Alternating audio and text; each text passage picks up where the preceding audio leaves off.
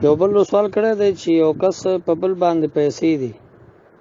خو د قرض خوا ته دا معلومه نه ده چې زما په ده باندې پیسې دي ته هېرې شوي دي خو قرضدار ته معلومې دي خو هغه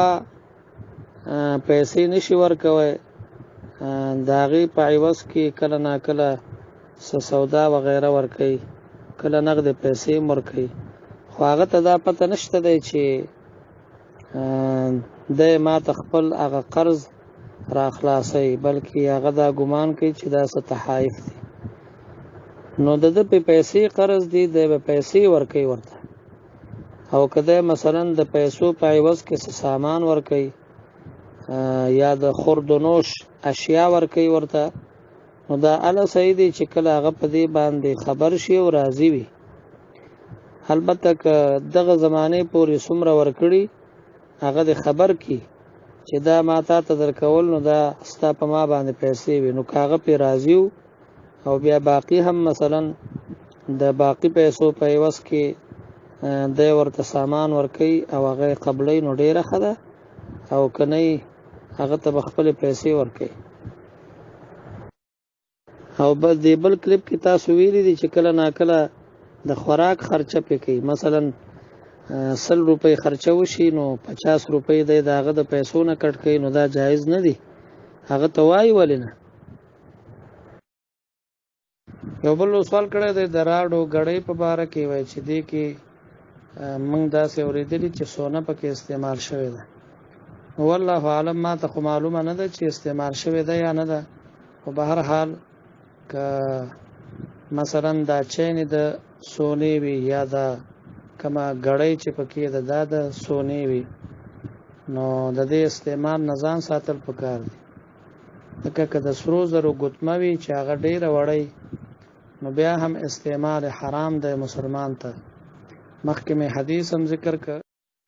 مخکې مې حدیث هم ذکر که او فتاوی عالمگیری هم دا مثلا نقل کړې ده چې یو ګوتمه د سرو زرو وي اگر که ډېره وړه ولې نه نو د هغې استعمال هم د نارینه دپاره ناروا دی حرام دی یو بل سوال کړی دی چې یو کس ته یو شی پرېوتی په 40 روپۍ او دی وایي چې ما ته په 60 باندې پرېوتی ده او ګاه کې ترې واخلي وایي دا 20 روپۍ دته حرامېږي اولا خبره دا ده چې د دروغ ویلې او دروغ دا په لویو ګناهونو کې یو ګناه ده او دویم دا چې مسلمان ته دوکه ورکړه او مسلمان ته دوکه ورکول او په هغې طریقه باندې پیسې پیدا کول آپ کې مسائل دا مثلا نقل کړې ده چې دغه ګټه هم حرامه ده یو بل سوال کړی دی وایي دلته د ترکانو مسجدونه دي او هغې چې جمع ورکوي نو هغه د امام یو خو ګیره خریلې دویمه دا چې پنسې ښکته وي یعنې ګېټې هم پکې پټې وي نو دوی پسې وایي زموږ لمونځ کېږي نو که چېرته بل جومات داسې وي چې هلته یو داسې امام وي چې هغه په سنتو برابر وي نو تاسو هلته ځئ لمونځ کوئ خو که بل فرض نه وي بل جومات یا د ټولو جوماتونو امامان دغه شان وي نو بیا د یوازې لمونځ کولو نه دی پسې لمونځ کول بهتر دی السلام ورحمت الله وبرکاتہ یو سوال کړی دی چې مسبوق یعنی هغه کس چې هغه نه څه رکعتونه تلي او هغه د امام سره سلام وګرځوي یو طرف ته یا دواړو طرف ته نو دی به سجده سهوه کوي چې کله خپل لمونځ پوره کړي که چېرته یو طرف ته سلام وګرځوي او د ده سلام د امام د سلام سره یو ځای وي او بیا دته یاد شي بیا د پاسېږي خپل لمونځ پوره کړي نو بیا دغه صورت کې سجده سهوه نه لازمېږي خو غالبه دا ده چې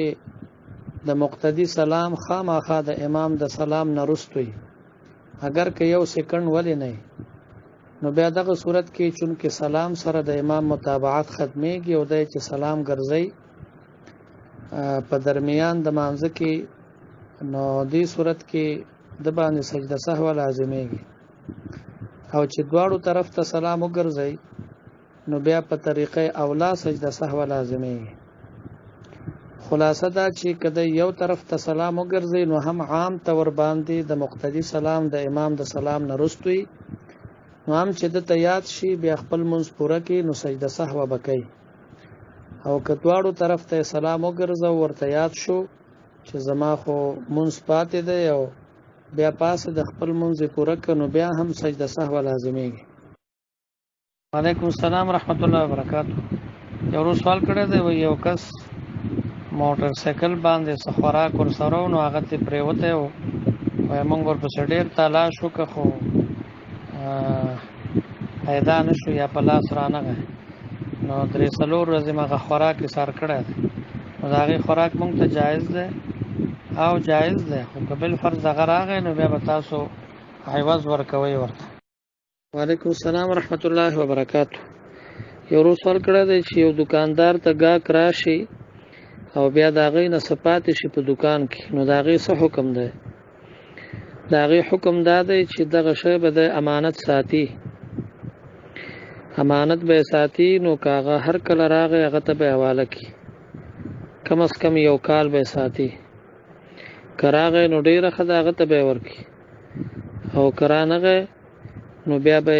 یو غریب سړي ته ورکړي او ثواب به اصلي مالک پسې وبخي. یو بل سوال کړی دی چې یو امام په قرائت کې بند شي او مخکې لاړ نشي رکوع ته ښکته شي، نو چې دومره تلاوت د کړی د یو وړوکي آیات برابر، نو هم چې دی کوش شو بس مون صحیح دی او سجده سهو نه لازمیږي. په قرائت کې په غلطۍ سره سجده سهو نه لازمیږي، خو که چا فتح ورکړو دی مخکې لاړه نو هم صحیح ده. خدا ده چې امام د دریو آیاتونو په اندازه باندې تلاوت کړی، نو بیا د فتح انتظار کول نه دی پکار، بلکې رکوع ته تلل پکار دی. خو بالفرض که چېرته ده ته چا فتح ورکړو د فتح واخسته مخکې لاړه نو هم څه پروا نه کوي. وعلیکم السلام ورحمت الله وبرکاتہ. یو سوال کړی دی چې څوک چاته ورور وایي، مثلا یو زنانه پردي سړی ته ورور وایي یا یو پردی سړی یو زنانه ته خور وایي، نو د چا په وینا څوک د چا ورور کېږي او خور کېږي نه ښه، د هغې سره نکاح بالکل جایز ده، هغه پردی زنانه ده. البته د پښتنو کې چې دا کوم عادت دی چې یو زنانه ته خور وایي بیا ته هغه پرده نه کوي، دا ناروا دی، دا حرام عمل ده. یو بل سوال کړی دی د تعویذ د کتاب په باره کې چې یو کتاب دی او شبیر احمد عثماني صاحب ته منسوب دی او یا شان ورشا کشمیری صاحب ته هم چا یو کتاب منسوب کړی دی، نو دغه کتابونه هغې ته نسبت صحیح نه ده. البته بالفرض که چېرته واقعي هغې لیکلی نو دا د یو عالم رای مونږ به هر حال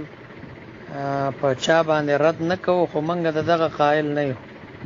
مولا علی قاری رحمت الله علیه فرمایي چې تعویذ دپاره شرط دا دی چې د قرآن کریم یا د احادیث مبارکه و الفاظ وي او معنادار الفاظ وي او عربي الفاظ وي. بل سوال کړی دی وایي چې عامو حالاتو کې زیمه وسوسې نه راځي چې مانځه ته ودرېږم وسوسې راځي. دا خو نبی علیه السلام فرمایلی دي چې کله سړی مانځه ته ودرېږي نو شیطان دته وسوسې ورچې ورته وایي اذکر کذا اذکر کذا، پلانۍ خبره را یاده که پلانۍ را یاده که، نو هغه خبرې ورته یادوي چې هغه دته مخکې یادې نه وي. او دغه چې په مانځه کې سړی دوکه کوي دغه شیطان د نوع نوم په حدیث کې راغلی دی چې هغه ته خنزب ویلی کېږي. نو بهرحال علاج همدا دی چې سړی د مانځه نه بهر د لا حول ولا قوة الا بالله او د اعوذ بالله من همزات الشیاطین د دې ذکر ډیر کوي، او د مانځه په دوران کې د قیام په حالت کې سجدې ته ګوري او د رکوع په حالت کې خپل قدمونو ته ګوري او په قاعده کې خپل غیږ ته ګوري، نو دې سره توجه برابرېږي. وعلیکم السلام ورحمت الله وبرکاتہ. یو ورو سوال کړی دی وای چې یو کس د یو خبرې باره کې وایي چې ما دا کار نه دی کړی او الله به هم را باندې ثابت نه کړي، نو دا خبره څنګه ده؟ توبه دې وباسي او ډېره لویه بې ادبي کړې ده. ته آینده داسې الفاظ مه وایه او توبه وباسه. السلام ورحمت الله وبرکاتہ. یو ورو سوال کړی دی پیغمبر او رسول په باره کې. نو رسول او نبی کې دا فرق دی چې رسول هغه ته وایي چې هغه باندې نوی کتاب نازل شوی یا یو خاص معجزه ورکړی شوی، نو هغه ته رسول وایي. او نبی ویل کېږي هغه پیغمبر ته چې هغه ته نوی کتاب نه ورکړی شوی، بلکې د مخکینی پیغمبر چې کوم کتاب نو هغه خپل امت ته بیانوي. لکه موسی علیه السلام ته تورات ورکړی شوی او د هغه نه وروسته بیا ډېر پیغمبران راغلي دي، هغه ته نوی کتاب نه دی ورکړی شوی، هماغه د تورات احکامات هغه به امت ته بیانول او هماغه دغه قانون او هماغه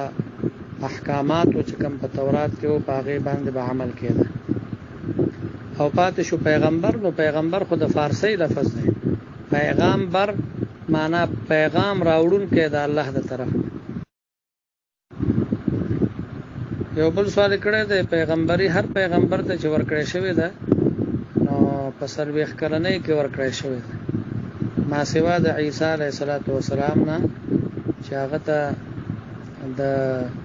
40 کلنۍ نه مخکې پیغمبري ورکړی شوی. وعلیکم السلام ورحمت الله وبرکاتہ. یو ورو سوال کړی دی چې د نورو پیغمبرانو د نومونو سره علیه السلام ویل کېږي، نو زمونږ د پیغمبر د نوم سره علیه السلام ویل کېږي او پاتې شو صلی الله علیه وسلم. زمونږ پیغمبر سره ویل هم جایز دی او د نورو پیغمبرانو د نومونو سره ویل هم جایز دی، بلکې بهتره دا ده چې صلی الله علیه وسلم وویل شي، ځکه په دې کې صلات هم دی او سلام هم دی، او علیه السلام کې صرف سلام دی، صلات پکې نشته. علیکم السلام ورحمت الله وبرکاتہ. یو ورو سوال کړی د عقیقې په باره کې. اومه ورځ زمونږ نه خطا شوه نو بیا په 14مه پکار ده، 14 هم چې ونه شي نو بیا په 21مه پکار ده. نو تاسو 21م ته ځان برابر کړئ، په هغې وکړئ، او که نن هم کړي نو هم پروا نه کوي، صحیح ده. یو بل سوال کړی دی چې یو زنانه د هغې خاوند وفات شي او 4-5 ورځې دا عدت ته کښېنني، نو په دغه ورځو کې چې دا مثلا د عدت د اصول خیال ونه ساتي، یو ځای بل ځای ته تله، نو په دې خو ګناهګاره ده،